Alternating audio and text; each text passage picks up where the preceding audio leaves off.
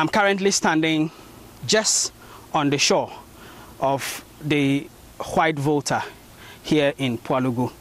And in the morning when we got here, the levels of the water was just where those grasses behind me are. And over the last 1 or 2 hours, we've observed the water increase all the way to this place. This place is a bit hilly, so the water hasn't managed to get into farmlands on this part of the community yet. But at other places of the community, farmlands are already submerged, and acres of them actually are currently flooded.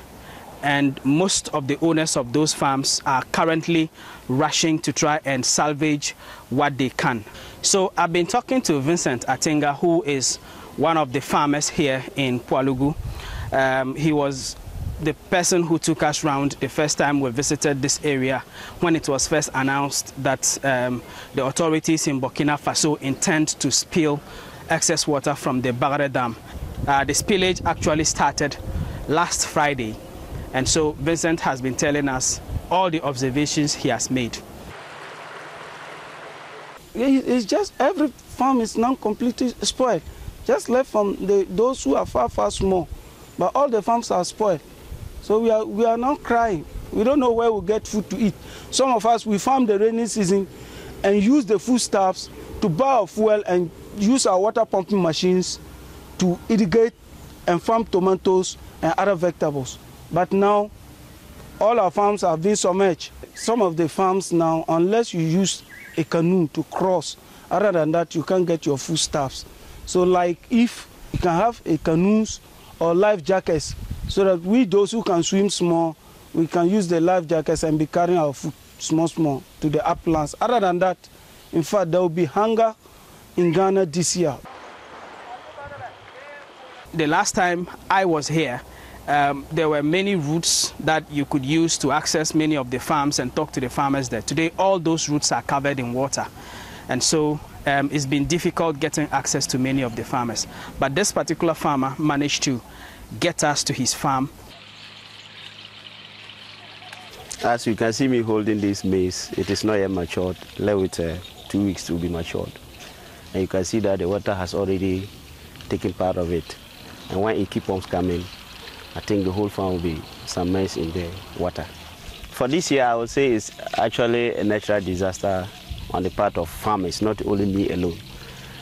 You can see that this place, the water has taken part and is still coming.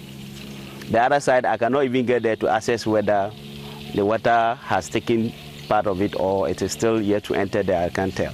And it's a little bit far from the river, but because the water has taken some part of it, unless you get a canoe to cross it before you can access that farm.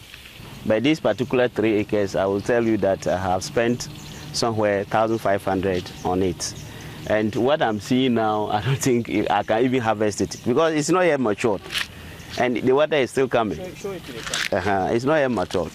And the water is still coming. So if the water should come and destroy this, what will I get out of it? So I think that what I've spent here is bringing me down. I will not get anything out of it. For now, what the farmers are hoping for is that government will be able to negotiate with the Burkinabe authorities to see how they can regulate the spilling of the excess water from the Bagre Dam. Because every year this thing happens and farmlands get destroyed, people lose their livelihoods, sometimes even lives are lost. And it doesn't look like there is an end in sight to this perennial problem. They are hoping that the current government will be able to find a lasting solution to this problem so that next year their livelihoods will not be lost. From the Pwalugu community here in the Upper East region, my name is Salvage for Joy News.